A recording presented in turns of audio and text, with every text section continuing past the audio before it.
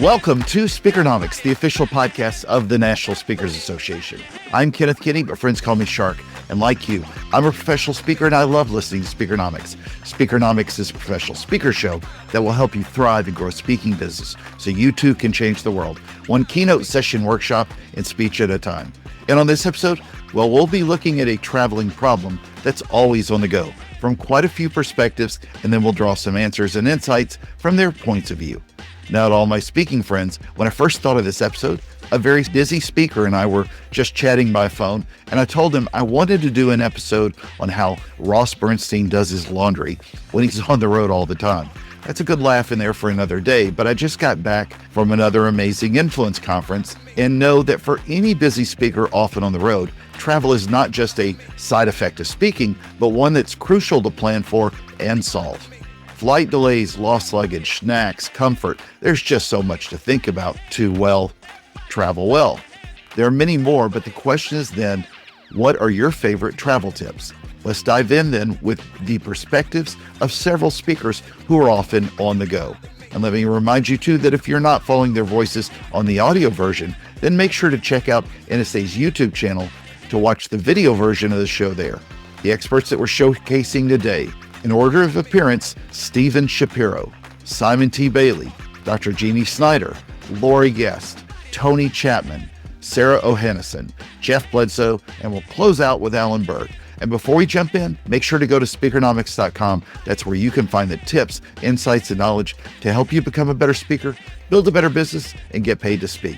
Now, it's time to get out your favorite compression socks, your neck pillows, Clorox wipes for the tray tables, and let's learn from some special people. And then before I fly away, I'll see you on the other side with some key takeaways. Steve, a Hall of Fame speaker. What is your number one travel tip for you as a speaker with life on the road? The craziest travel tip I have is a $1 investment, something I use in every single trip. It is a small portable spray bottle.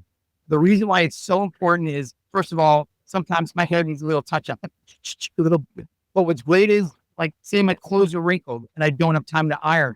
I spray Your my own shirt. humidifier. Yeah. Exactly. And then I take the hair dryer and just quickly, and it gets rid of all the wrinkles. If I am ironing something, I don't want the steam to come out of the iron in a hotel because the white gunk comes out. So I use that everywhere for everything all the time. So even though it's a buck, it is probably my most important investment I've made. Fantastic tip. Simon, what is your favorite travel tip? You've been speaking and traveling everywhere. You're always busy. What's your favorite travel tip for the busy speaker? Make it a point to greet the flight attendants and call them by their name. And when you call them by their name, what you may find out, you'll get some extra things coming your way throughout the flight, all because you acknowledge them. Jeannie, what is your favorite travel tip? You're on the road a lot. I have so many, but the one that's coming to mind right now is pack a little extra. And it's not pack a little extra stuff, because I try to streamline that, a little process mapping of how we pack. I like to pack a little extra space. And so if you want to take it literally, space in the suitcase, so there's something to bring back, or something in the space of right now. We're getting to do this because we packed a little space at the end. By driving, I have a little extra space. I get to meet with my mastermind group after this. So a little extra space. Or that person I met in the hallway here or just spoke to just now. That extra space to complete a conversation. Mm-hmm. Or after Thrive in Albuquerque, I packed an extra day. And I stayed in a hotel by myself, just putting some plans in place. So that's my travel tip for today. And I'm reminding myself of that at the same time. Lori, as someone I know who doesn't necessarily not enjoy travel, but the hassle of travel, what is your favorite travel tip?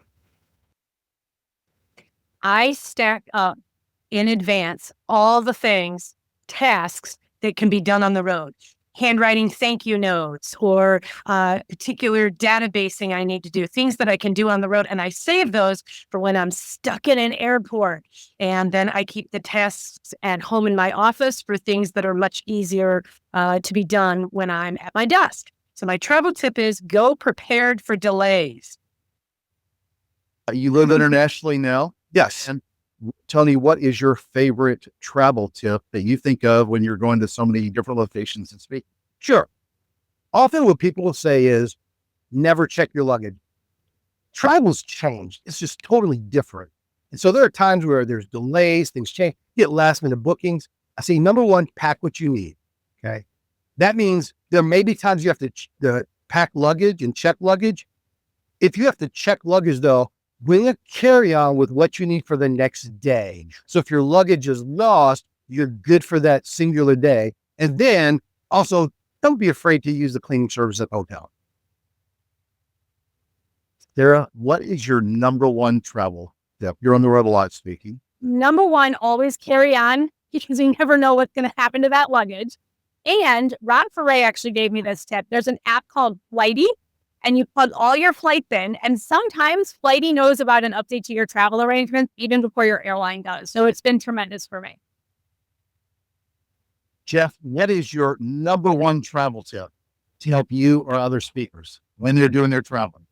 When you know what city you're going to, you can go on and Google events in that area. You can go out and network with people. You never know who you may meet. They could be architects, engineers. You could run into a meeting, event planner somewhere, even on a plane. But you can find things to do to fill in your time while you're in that city instead of just sitting in a hotel room watching TV. Alan, you do a lot of traveling. What is your favorite travel tip? I carry an inflatable seat cushion that rolls up. It's a self-inflating cushion, and I open the valve, it inflates itself, and I sit on that because I don't have a lot of padding and the seats don't have a lot of padding, and it is just so much better on my back. I have some back and neck issues. I actually have an inflatable lumbar cushion that I take as well, and my neck pillow looks like a cervical collar. It goes all the way around your neck. It's not one of those U's, because the worst thing is on those regional planes that the seat, reclines a half an inch, and your head I fall asleep on planes, right? So your chin bops down and it gives you this neck thing. So it looks like I had a whiplash, right? Because I have this cervical collar on. I have an eye mask on, my Bose noise canceling headphones. I'm sitting on a cushion. I got a cushion on my lumbar. I don't travel light, but I travel for comfort. Yeah. I am like Bubble Boy. You look at me and it says, leave me alone. That's what it says.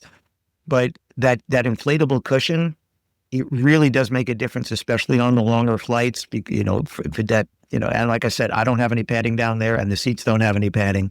And the lumbar one, same. And all of these roll up, they deflate, they roll up, they're self-inflating, and they fit in my briefcase. So my briefcase has my laptop, my iPad, my Bose headphones, the big ones, not the small, big ones, the seat cushion, the lumbar cushion, the neck cushion, and snacks. Always, always, always have things that will not go bad in your bag for delays, for whatever. I always have food with me, because if it's bumpy in the plane, they don't come by with the cart. I always have stuff. But if I had to pick one thing, it's going to be that seat cushion has been a lifesaver. But pillows and snacks. But pillows and snacks. There you go. Let's do a quick recap based on their traveling well advice. Number one, pack with strategy and flexibility.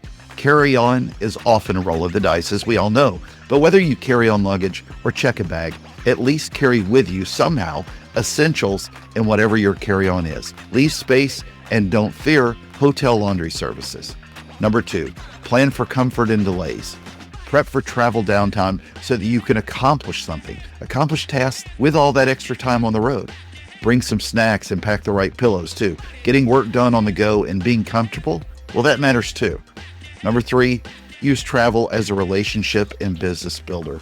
Build rapport in the air, get to know people, get to know the flight attendants, take the opportunity to network locally when you land, and leverage technology tools to stay ahead of all those delays. And there's so many more. But friends, make sure to join us at Speakernomics.com and let your voice be heard. I'm Kenneth Shark-Kinney, your host of the National Speakers Association's podcast, Speakernomics. And this has been another fantastic episode of the show. Thank you for the privilege of your time. And remember, Speakernomics is a podcast where you'll learn to speak, get paid, repeat.